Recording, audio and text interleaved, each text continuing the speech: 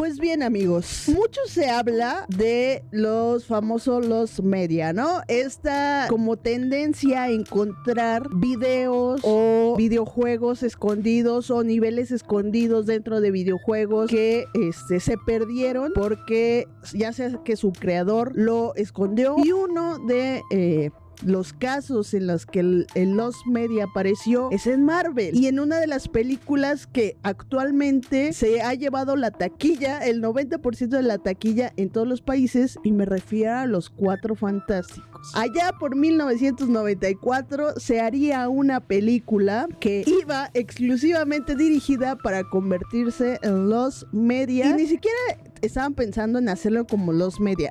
Ellos simplemente querían sepultar la película, que nunca viera la luz del sol. Hoy vamos a hablar de cómo se hizo la película de Los Cuatro Fantásticos, la de 1994, la pionera, la primera de una serie de películas que se harían alrededor de esta familia. En realidad, es fantástico.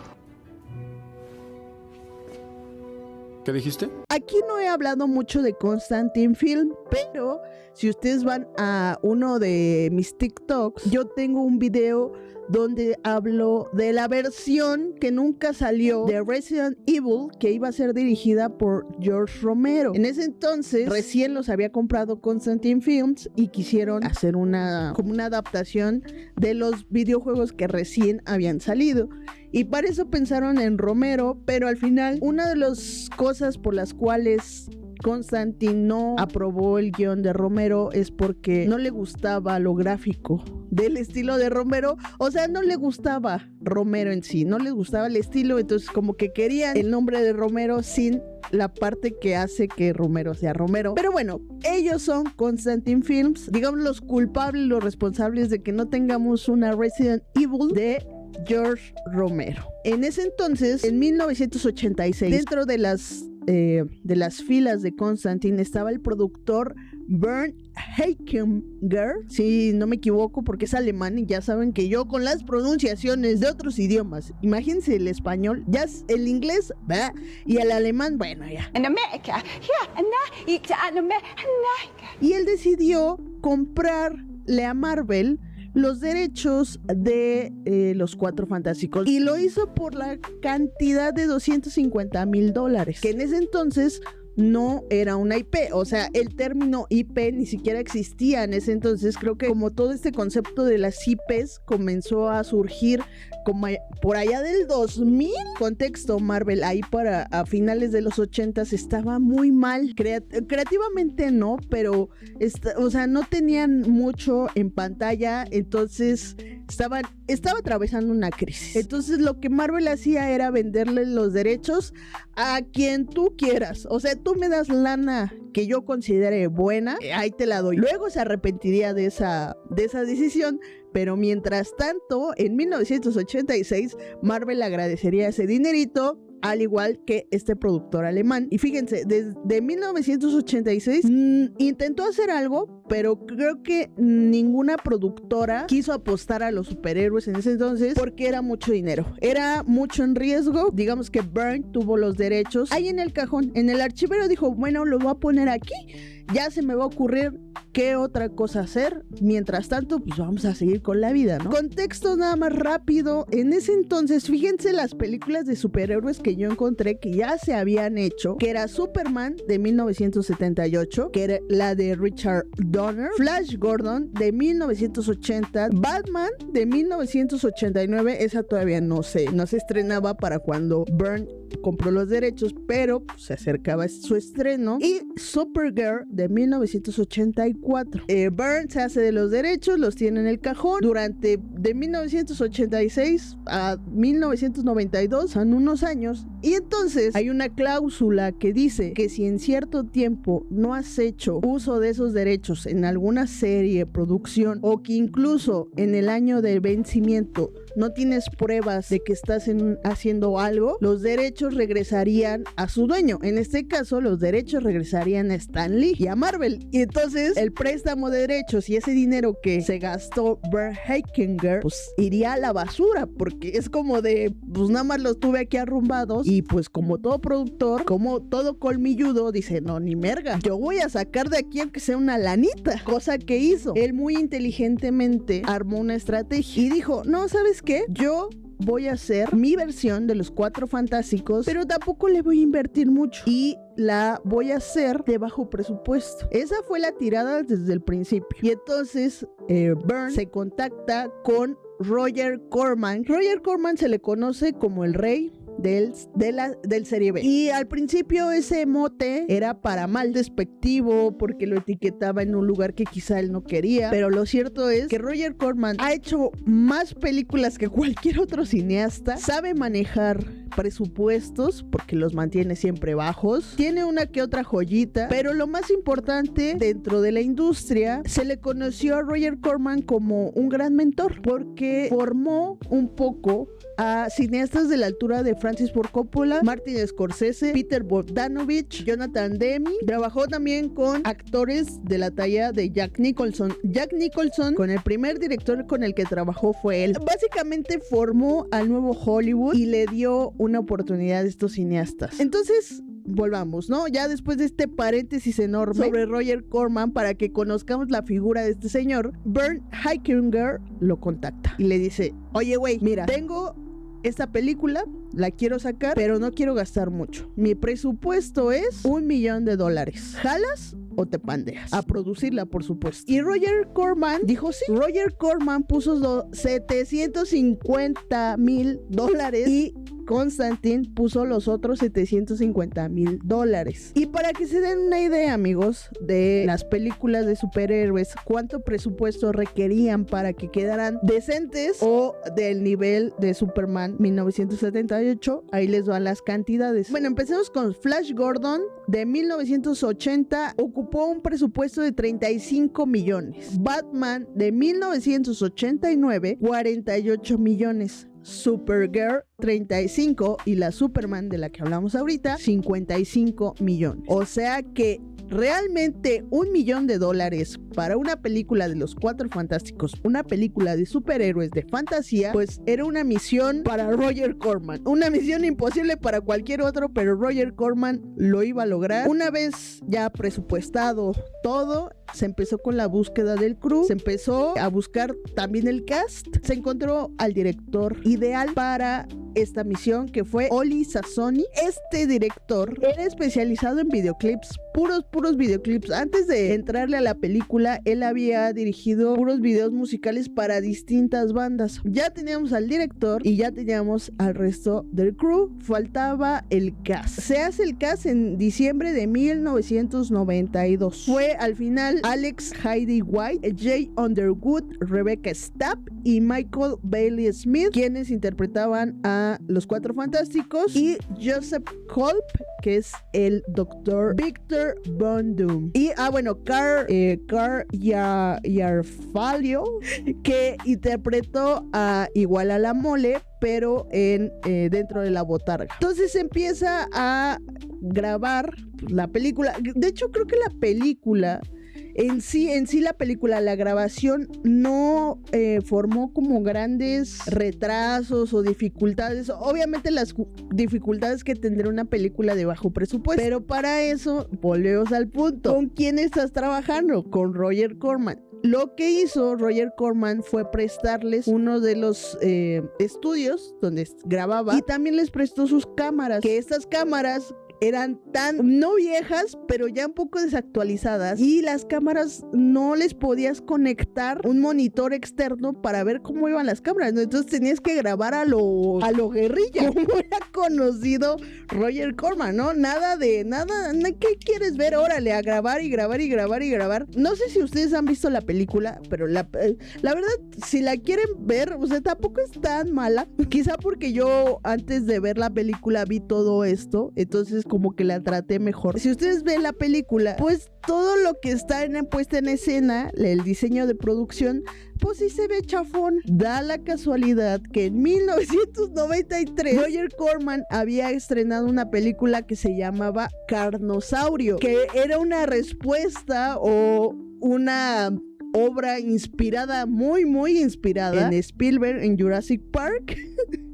Y entonces esa película tenía un diseño de producción parecido o con los elementos que que se necesitaban para los Cuatro Fantásticos. Entonces lo que hicieron fue reciclar todo, no demoler o no tirar los escenarios, y en lugar de eso repintar, como nada más modificar unas cuantas cosas y ya quedó un nuevo escenario, cosa que les ahorró mucho tiempo. Entonces también consejos de Roger Corman para que no gasten, reutiliza. También otro dato dentro de esa película, creo que me voy a adelantar a las conclusiones un poquito. En el documental que vi, los actores y todos los involucrados de manera más directa a la película, es decir, el director, el editor, los actores, como que se casaron mucho con la película porque de alguna forma también se volvió no solo un proyecto en el que participaron, sino también un proyecto en el que aportaron algo. Y entonces creo que por eso también el sentimiento de lo que pasó después se sintió más fuerte. Aclarando eso, en una entrevista, la chica que interpreta a Sue Storm, o sea, esta Rebecca Stapp, declara que toda la ropa que trae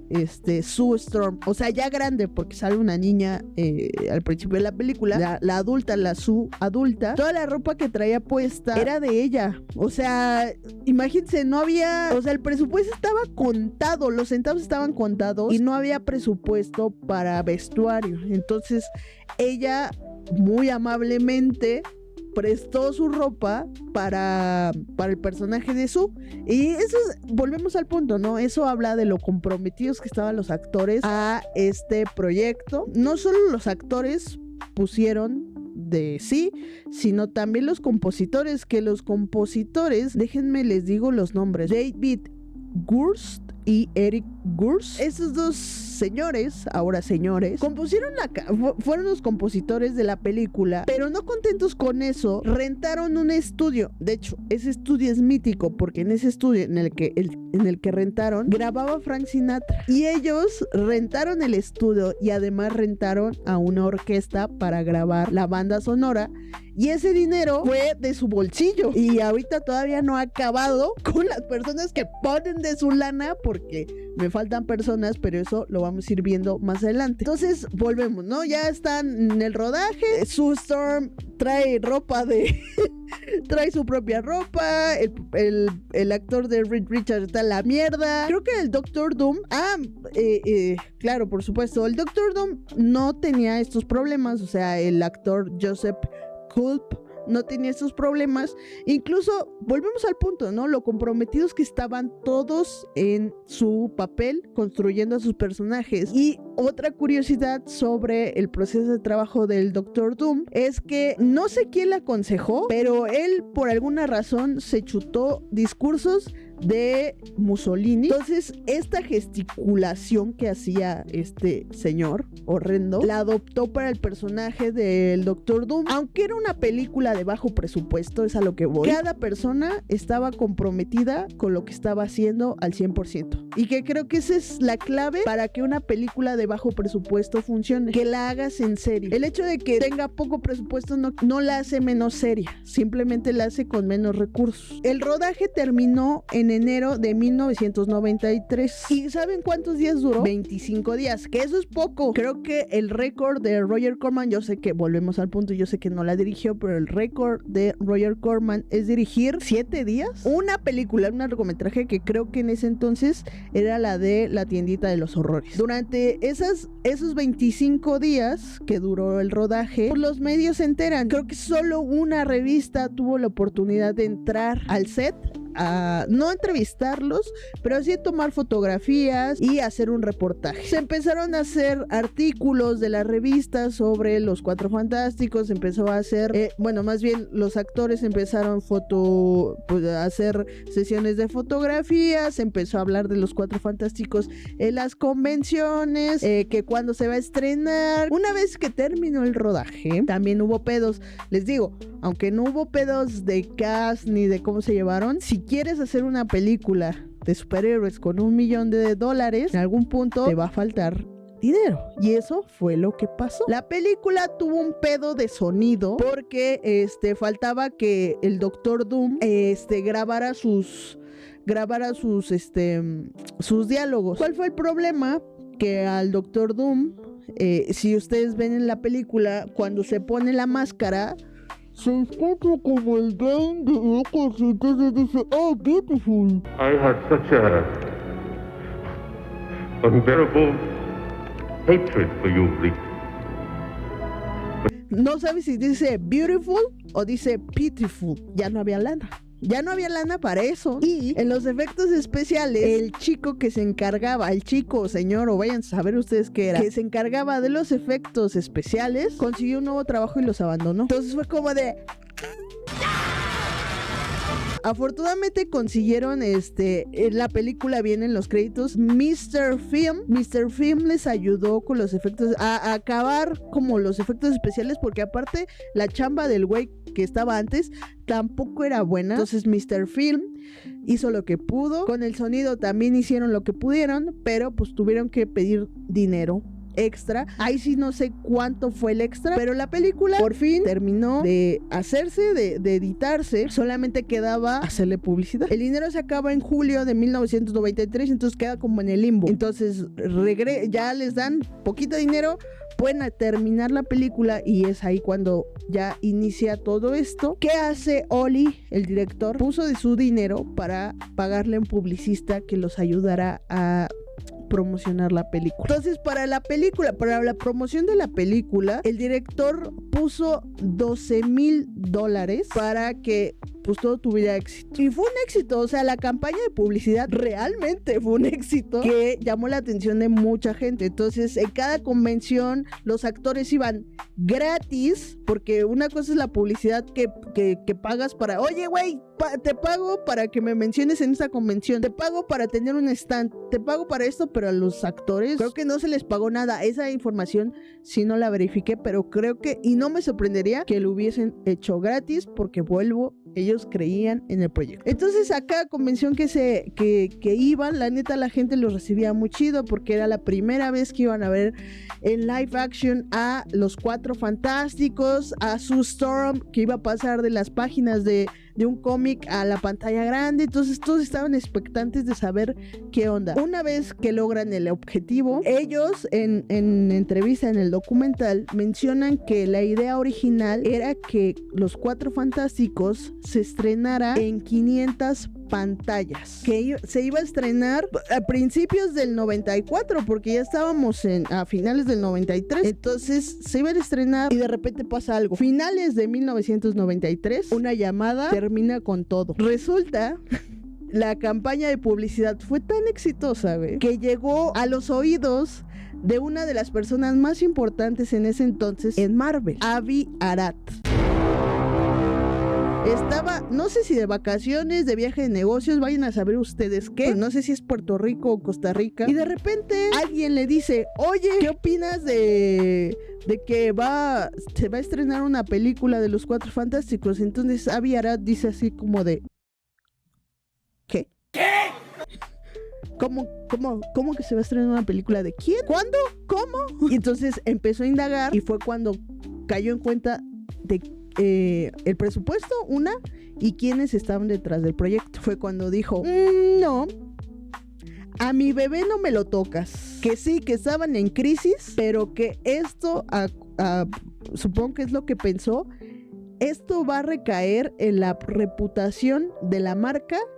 Y como buen CEO y buen empresario y buen capitalista y buen cerdo capitalista que era, dijo, yo tengo que proteger a la marca. Entonces contacta con Bert Hakenberg o lo que sea, y le dice, compa, ¿qué pasó, güey? No haga esto. Y entonces llegan a un acuerdo, que ahorita voy a decir el acuerdo, pero mientras tanto, nuestros Cuatro Fantásticos que se encontraban en un tour de prensa, les llega una notificación para que detuvieran toda promoción de la película. Y entonces ellos se quedan como, ¿cómo que tenemos que parar la publicidad, no podemos porque vamos a estrenar. La idea era que iban a estrenar en Minneapolis, que se iba a estrenar por primera vez a todo público. No vas a promocionar la película. Oye, pero entonces ¿cómo la gente la va a ir a ver al cine? Dice Oli, el director. Y dicen, exacto, esta película no se va a estrenar. Entonces